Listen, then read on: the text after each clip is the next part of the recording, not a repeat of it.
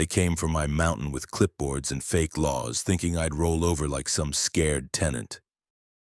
But I'm not part of their HOA fantasy. I live where roads end and warnings are loud. They tried to take my home. I greeted them with a shotgun and a message they won't forget.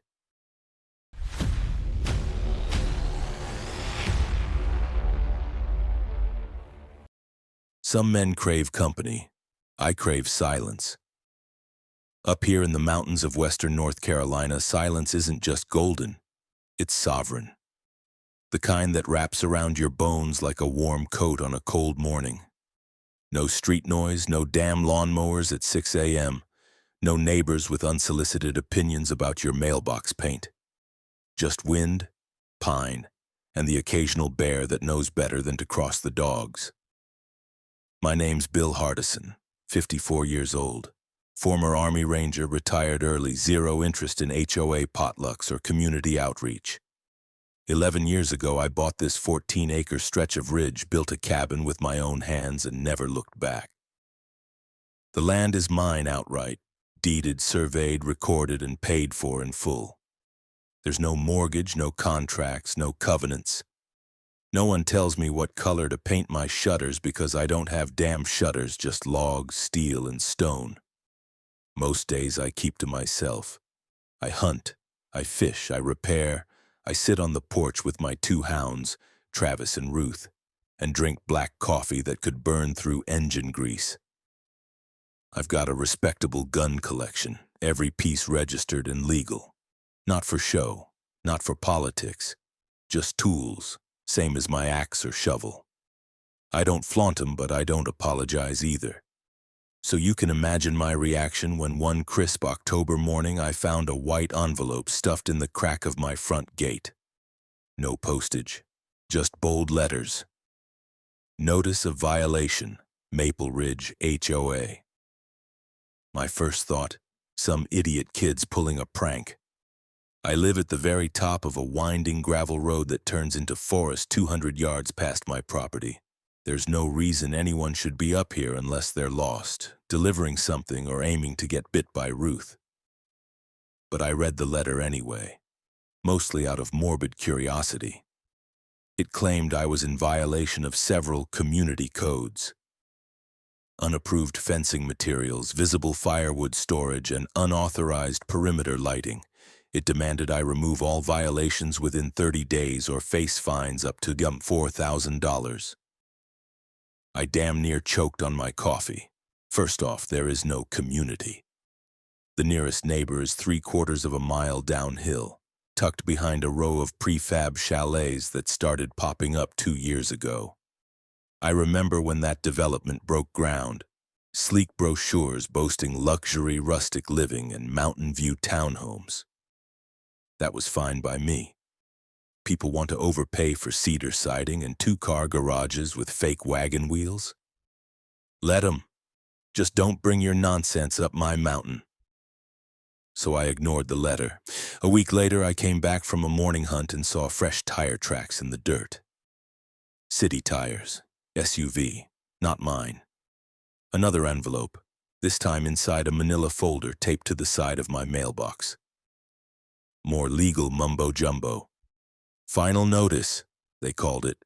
Still unsigned, still unmailed. At this point, I figured someone had made a mistake. Maybe mapped their fake HOA jurisdiction a little too far north on whatever digital map they used. So I drove down into town and showed the papers to Sheriff Mendez, an old friend and fishing buddy who once pulled my truck out of a creek during a snowstorm.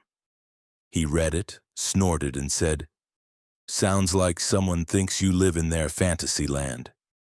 This ain't their jurisdiction, Bill. Not by a damn mile. Can I burn it? Burn 2 for me." So I did. Built a little fire pit behind the shed, tossed both envelopes in, and lit 'em with a piece of birch bark. Felt ceremonial. Travis barked once. Ruth peed on the ashes. Good omen, I thought, but it wasn't over. That Friday night, just past midnight, I stepped out to bring in the dogs and caught a flash of reflection beyond the tree line. Headlights, low, No engine noise. Someone had parked just off the access road, lights off, trying to hide. I grabbed the high-beam flashlight I keep by the door, clicked it on, and shined it dead into the trees. The moment the light swept across that car, the engine roared to life. A dark SUV, black or dark blue, couldn't tell in the shadows, reversed in a panic and tore off down the mountain like they'd seen a ghost. Ruth howled once. Travis growled low. My pulse didn't jump, but something in my gut twisted. That wasn't a lost tourist. That was a recon. The next morning I found fresh boot prints in the gravel near my gate. Not mine. Not from any delivery guy either. That spot's too far up for FedEx. Someone had come close, likely walked the line, maybe checking for cameras or trying to photograph violations. I didn't like that. Not one damn bit. So I mounted a motion-triggered trail cam in the pine tree above my gate. No warning signs, no blinking lights. Just a silent eye watching whoever thought my land was public domain. I also dug out every last bit of paperwork I had. The deed, the original county survey, the builder's certificate, even the mineral rights transfer. Stacked them in a locked fireproof box next to my bed. Not because I was scared. I just knew this was heading somewhere unpleasant. I've seen this kind of thing before, not in civilian life, but overseas. People probing, testing boundaries, hoping you don't push back. Only thing they'd underestimated? I don't bluff, and I don't back down. 2 weeks passed without another letter, and I let myself think maybe the HOA had finally realized they were harassing the wrong hermit in the wrong set of mountains. Then came a cold Tuesday morning when the world decided to prove me wrong. I was splitting logs behind the shed, Travis and Ruth sniffing the air like they'd caught the scent of a squirrel uprising. That's when I heard the rumble of an engine crawling up the gravel road. Few people drive up here, and none drive that slow unless they're lost or nervous. I leaned the axe against the woodpile and stepped toward the front clearing just in time to watch a silver luxury SUV roll to a stop by my gate. 2 men stepped out, black jackets, shiny boots, clipboards, corporate, the kind of people with soft hands and strong opinions about things they've never done themselves. One of them snapped a picture of my woodshed like he was documenting a crime scene. "Morning," I called, keeping my voice even. The taller one flashed a tight smile. "Are you William Hardison?" The way he said it made me feel like he was about to serve me papers for unpaid child support for kids I definitely do not have. "Bill," I corrected, "and you are trespassing. State your business." "We represent Maple Ridge Mountain Estates Homeowners Association." He said it like he expected me to be impressed. The other guy kept taking photos. My cabin, my truck, even my dogs. Travis growled low in his throat. I crossed my arms and waited. The tall one slid a folder through the gap in my gate. "This is your final notice. You currently owe $4,200 in unpaid association dues plus late fees and fines for landscaping violations." I blinked, slowly. "You think I'm part of your HOA?" "It's not optional," the clipboard guy chimed in. "All properties within the planned development boundary." "I'm not within your boundary," I said. "My land predates your development by 80 damn years." They ignored me. Tall guy tapped the stack of papers. "If you refuse to pay, the association has the authority to initiate a lien and seize the property." I leaned a little closer and dropped my voice low. "You must be out of your damn minds."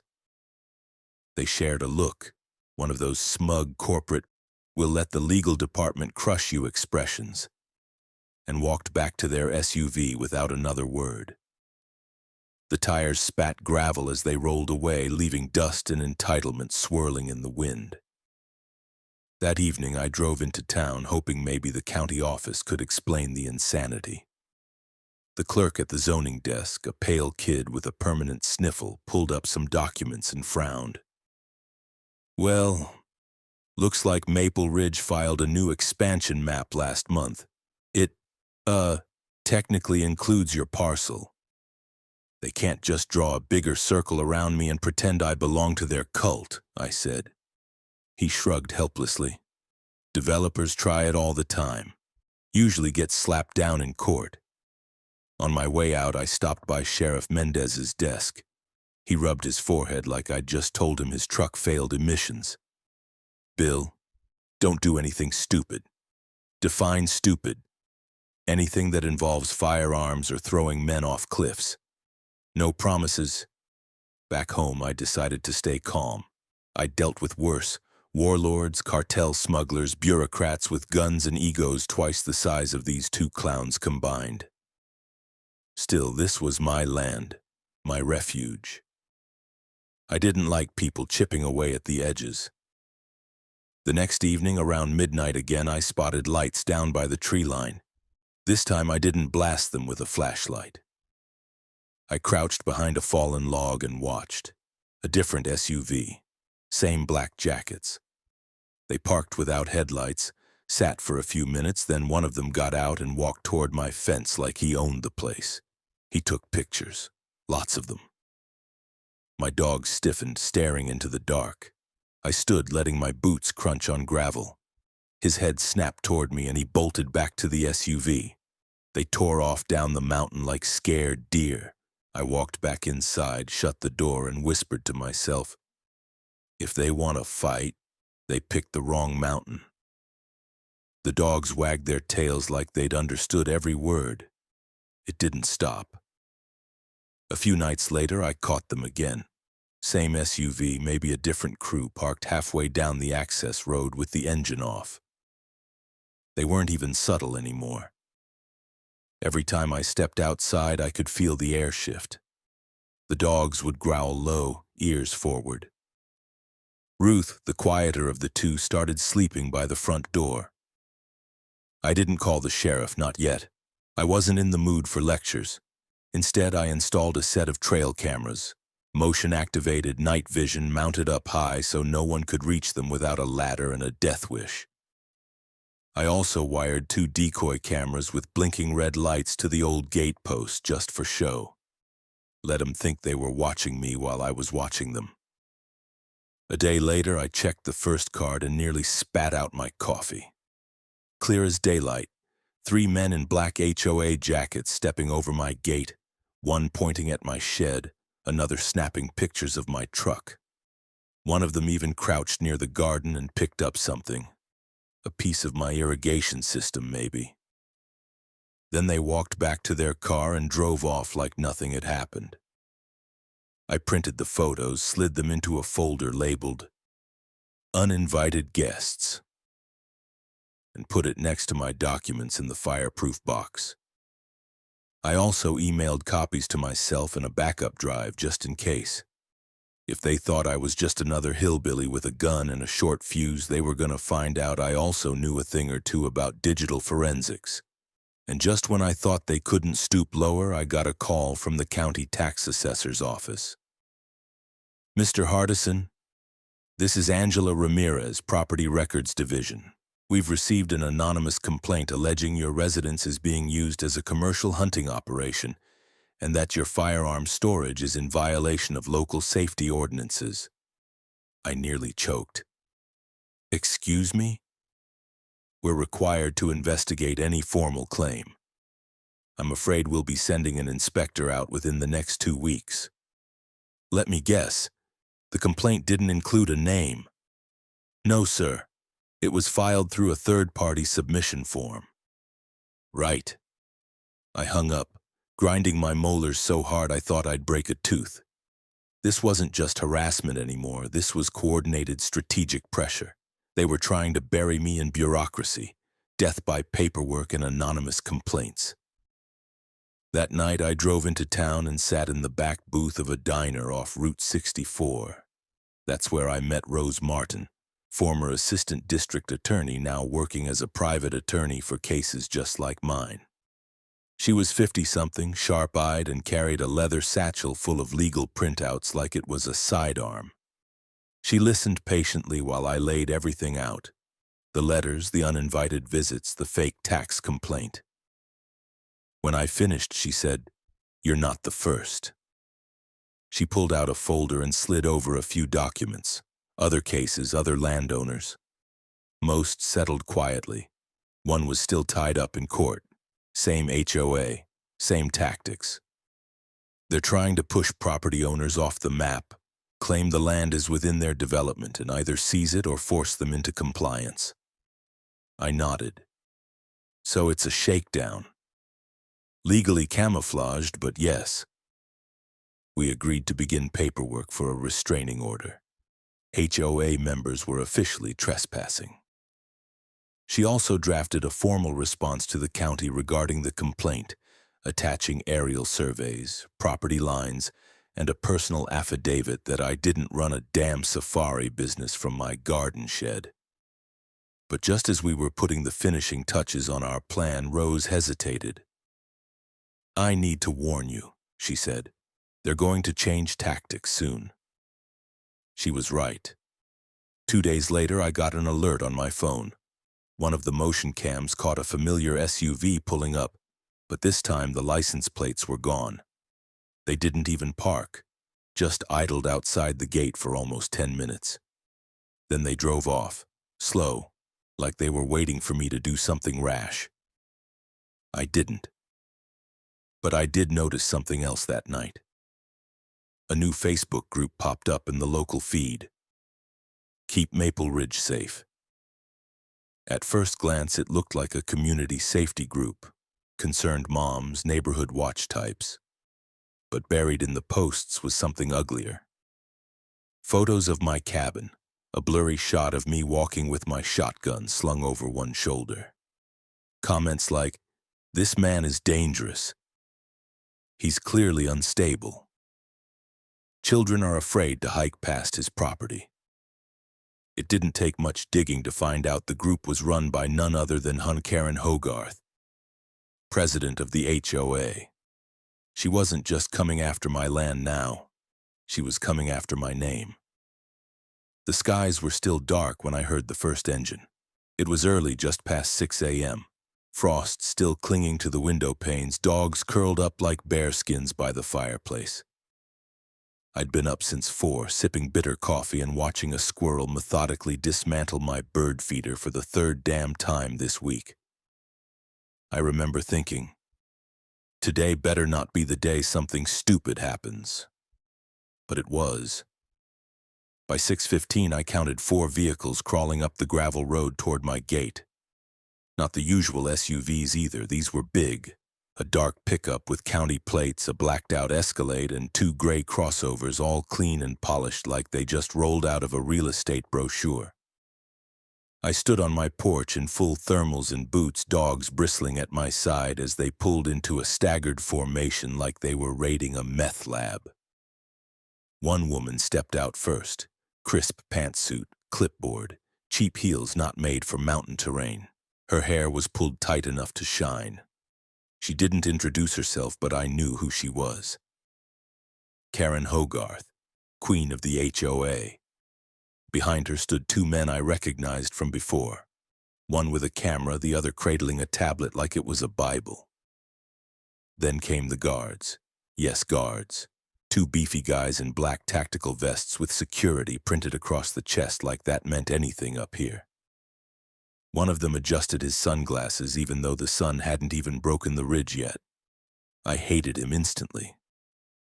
Karen strutted up to the gate like she was about to auction off the place. "Mr. Hardison," she said, flipping open her clipboard, "you are now officially in violation of defaulted community obligations, having failed to respond to 5 prior notices and accrued financial penalties in excess of $4,000. In accordance with Maple Ridge Association Policy and Section 12 of the Protective Covenant Agreement, we are here today to post formal notice of seizure." I just stared. She reached into her briefcase, pulled out a laminated sheet the size of a tombstone, and prepared to tape it to my gate. I raised one hand. "Karen, you do realize everything you just said is made-up nonsense, right?" She smiled without humor. You've had multiple chances to resolve this amicably. You chose hostility and aggression. We're not leaving until the sign is posted and this property is documented for claim. Behind her, the security guys adjusted their belts. I looked at her, then at the guards, then at the camera. Hold on, I said. Let me grab something first. I walked inside calmly, shut the door, took one long breath and opened the gun safe. Now I don't shoot unless I have to. But intimidation? Intimidation is an ancient and honorable tradition. I stepped back onto the porch holding two of my finest pieces, a 12-gauge double barrel in one hand and a Mossberg pump action in the other. Both unloaded, but they didn't need to know that. Karen froze mid-tape. Her security guys backed up like someone had suddenly thrown a live grenade into their coffee.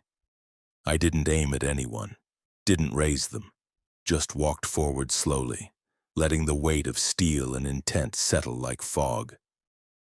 You're trespassing, I said calmly. You are not the government. You have no jurisdiction, and if I see one more boot cross my fence line, the next warning shot is going straight through your legalese.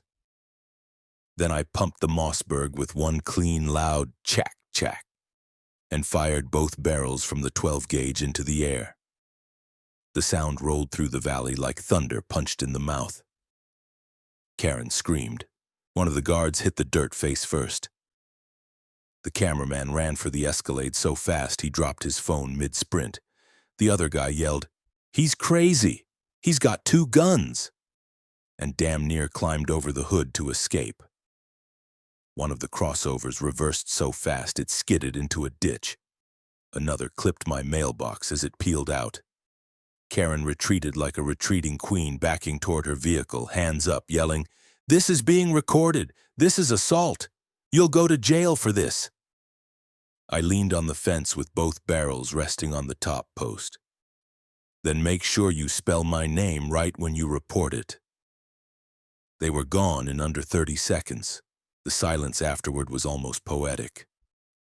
I set the guns down, walked back inside, poured myself another cup of coffee, and called the sheriff. "Morning, Mendez." "Jesus, Bill, what now?" "You might want to come up here. HOA just tried to stage a coup on my porch. I made it clear they weren't invited." "Did you shoot anyone?" "Nope, just scared the hell out of them." He sighed. "All right, I'll be up in an hour. Just don't do anything else until I get there." "Not planning to." I hung up and looked at the dogs. They stared back with something that looked suspiciously like respect. I muttered, "That's what I thought." Then I walked back outside, picked up the laminated seizure notice Karen had dropped, and tossed it in the fire pit. That fire burned all morning. Mendez pulled up just after 8. His cruiser wheezed like a smoker at a marathon and kicked up a cloud of gravel so thick Ruth started barking at the dust itself. He stepped out slower than usual, hand already massaging the bridge of his nose. "Bill," he said before I could open my mouth, "tell me you didn't point a weapon at anybody." "I didn't," I replied. "I pointed it at the sky, twice." "Was it loud?" "Louder than the time Travis knocked over my generator." He exhaled through clenched teeth, then pulled out a notepad. "All right, run me through it." I did. The cars, the laminated threat, the camera guy, Karen's monologue, the strategic and entirely justified use of warning shots. Mendez scribbled, shook his head, then muttered, "God help me," and radioed it in as a civil incident, no injuries. He took copies of the security footage from my cameras, watched a few clips right there on my laptop, and to his credit, didn't even flinch when Karen's scream echoed through the speakers. "She really said we are here to seize your property?" "Verbatim," he nodded. "All right, I'll file the report. You might be getting a call from the DA. "You think they'll actually charge me?" He shrugged. "Depends how loud Karen yells." She must have yelled pretty damn loud because 2 days later I was served with a court summons. Civil court, not criminal. Yet. But the language was clear. Intentional intimidation, aggravated threat, brandishing of firearms, and emotional distress. Plaintiff, Maple Ridge HOA, filed by their legal counsel out of Asheville, and right there at the bottom, Karen Hogarth, president. I wasn't surprised. What did surprise me was the media. The very next day, a local blog ran a headline. Armed hermit terrorizes community leaders trying to enforce safety standards. The article was thin on facts and heavy on adjectives. Words like dangerous, unhinged, and veteran with a dark past got thrown around like free candy. They even embedded a pixelated screenshot from one of the body cams showing me on my porch, guns in hand, scowling into the cold like some survivalist warlord from a bad Netflix show. And wouldn't you know it, that same article was shared by none other than the Keep Maple Ridge Safe Facebook group, complete with Karen's comment. We just want our families to feel safe. This man has refused every peaceful solution. I could feel the heat rising behind my eyes. They were twisting everything, turning me into some mountain boogeyman because I had the gall to say no to their HOA kingdom. I called Rose. She didn't sound surprised either. They're playing the PR game, she said. But what they don't realize is we're playing chess, not checkers. She filed a countersuit within 48 hours. Trespassing, harassment, defamation, attempted unlawful seizure of property, and malicious abuse of legal process. We backed it up with trail cam footage of them crossing my property line, audio recordings from the day of the seizure, a notarized history of property ownership, including copies of the original land grant and survey, a letter from the county confirming that my parcel does not fall under any HOA jurisdiction, and a signed affidavit from Mendez stating I had acted lawfully and called law enforcement myself. But Rose wasn't done. We're also requesting a temporary restraining order against HOA agents and Karen Hogarth herself, she added. No one from their side comes within 500 feet of your land. The paperwork went through that afternoon. A court date was set. Meanwhile, the online war got uglier. Karen doubled down. She posted a shaky video of herself crying in her SUV, explaining how she feared for her life and how a man like that shouldn't be allowed to live so close to civilized families. Naturally, the video went viral. But then came the turning point. Someone, probably one of Rose's tech people, dug into the metadata of the Facebook group. They found that on over 70% of the anti-bill posts came from the same IP address, registered to Karen's office computer. The fake accounts, all traceable. The supposed neighbors with identical profile photos and 3 friends each, fabricated. Rose compiled it all into a digital dossier and sent it off to the judge along with a polite little note. If they lie on the internet, what are they willing to do in court?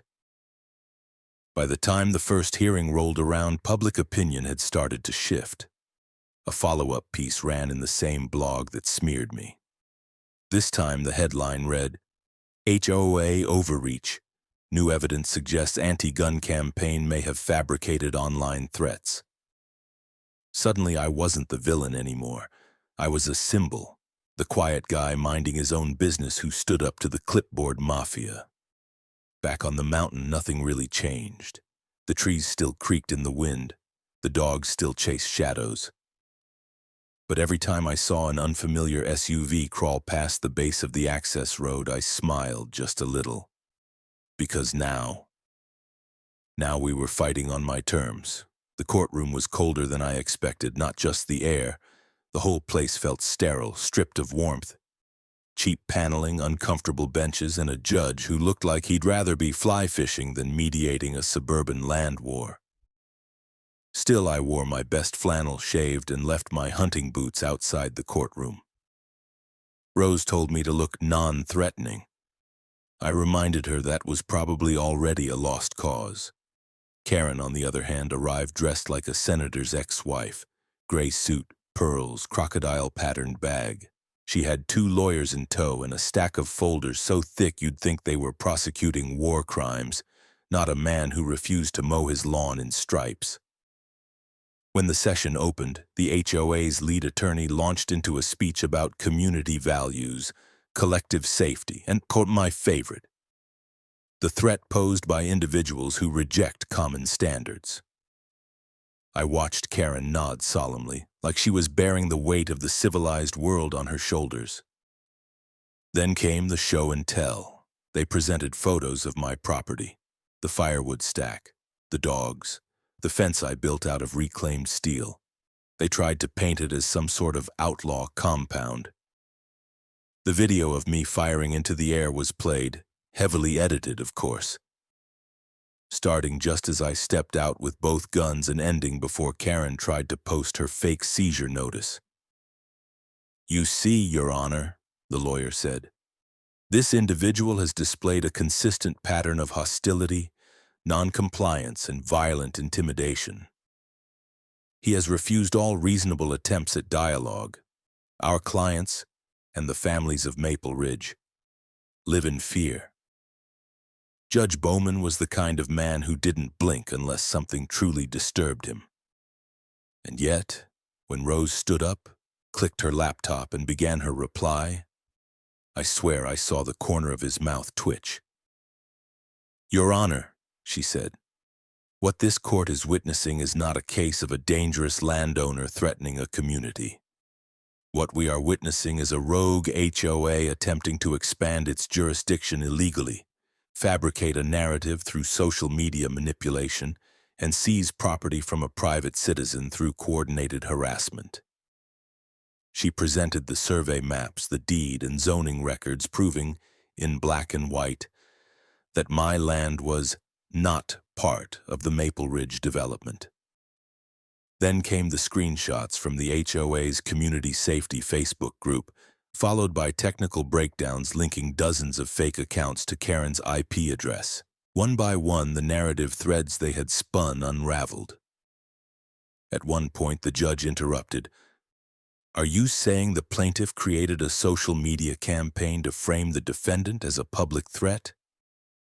"Yes, Your Honor," Rose replied, deadpan. "And we can prove it." Karen's lead attorney started to sweat. Karen herself had the expression of someone whose plastic smile just cracked in half. But the knockout punch came later when Rose played an unedited clip from my security camera. The moment Karen and her security team tried to post the seizure notice on my gate. The audio was crisp, the threats were clear, and the fear, all theirs. "I told you," I whispered to Rose, "that scream was real."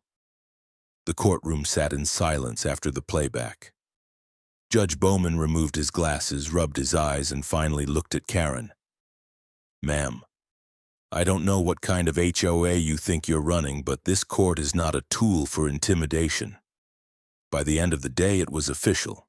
The judge dismissed annulment claims made by the HOA. He granted a permanent restraining order against Karen Hogarth and any HOA enforcement agents, barring them from coming within not 1,000 feet out of my property. He further referred the matter of the online harassment campaign to the state attorney general for potential investigation into defamation and cyberstalking. Karen tried to object, stammered something about setting a dangerous precedent, but the judge cut her off. This court does not exist to enforce imaginary jurisdictions, and it certainly does not tolerate deception. When the gavel fell, I didn't smile.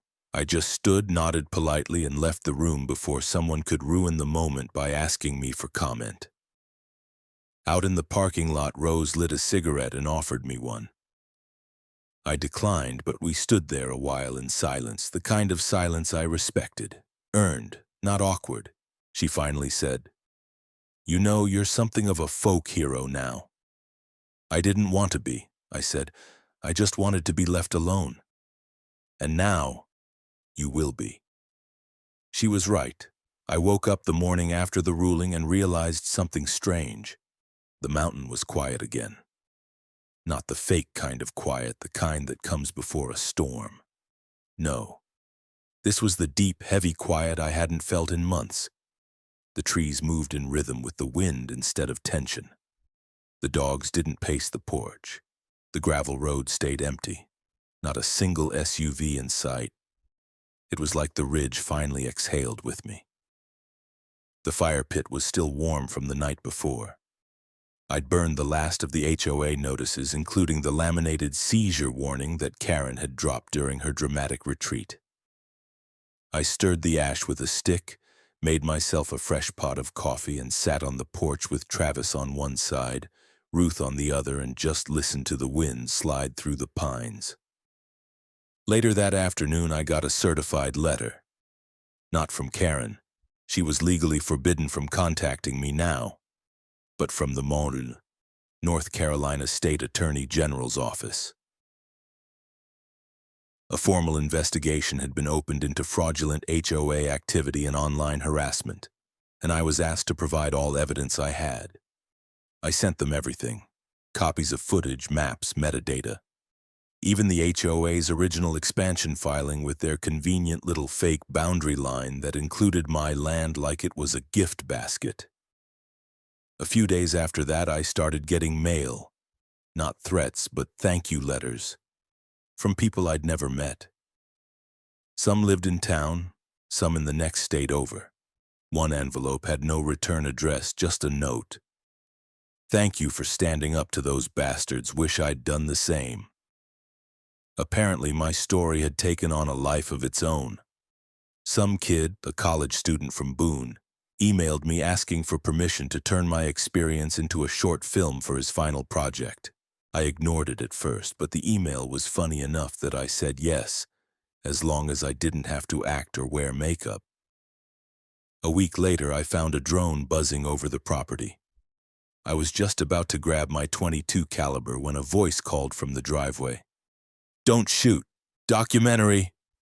Turns out the same kid had roped in a small crew and was shooting a piece called The HOA War, One Man's Stand. They interviewed me on my porch. I didn't say much, just let the camera roll while I drank coffee and cleaned my shotgun. They said it was perfectly cinematic. I got used to the piece again real quick. I repainted the fence, rehung my signs, put in a few extra cameras just in case. The dogs settled back into their routine, sleeping long hours and barking at deer like they were personal intruders. But the best part? Not a single HOA rep, lawyer, or clipboard-carrying wannabe sheriff came near me again. One afternoon in early spring, I hosted an unofficial little celebration. Just a few folks, Rose, Mendez, and a couple of old friends from town. We grilled venison, drank beer out of jars, and took turns shooting skeet out by the ridge. Rose hit every damn target. Mendez missed half and blamed the wind. At one point, Rose raised her glass and said, "To Bill, the only man in this county to make a homeowners association cry." We laughed, hard. Even the dogs howled like they got the joke. As the sun dipped below the ridge, I looked out over the property. Same old trees, same wind, same view. But something had changed.